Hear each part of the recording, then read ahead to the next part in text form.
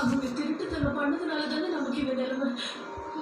நம்மளை நேசிச்சு நம்மளை பத்தி நிஜமாவே அன்பா யோசிக்கிறவங்களா இருந்தா இந்த மாதிரி காரியத்தை பண்ணிருக்க மாட்டாங்க.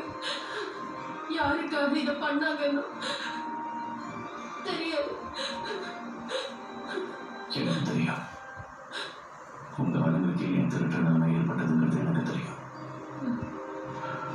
ஒருத்தருக்கு ஒருத்தர் சம்மந்தம் இல்லாத 5 பேர் சிட்டியில் வெவ்வேறு இடத்துல இருந்தவங்க, எந்த ஒரு கிரிமினல் பேக்ரவுண்டும் இல்லாதவங்க எங்க ஒன்று சேர்ந்தாங்க, எப்படி சந்திச்சாங்க, ஏன் திருட்டு நிலைமை ஏற்பட்டுச்சு, அவங்களுக்கு தேவை எப்படி தெரியும்? இந்த டவுட்ஸ் எல்லாம் ஃபர்ஸ்ட் இயர்ல இருந்துச்சு. ஸ்வத்கேர் ஹாஸ்பிட்டலில் உங்கள் பையனுக்கு எழுதி கொடுத்த மறந்துச்சுட்டா நம்ம தேடி போன எங்களுக்கு கிடைச்சது.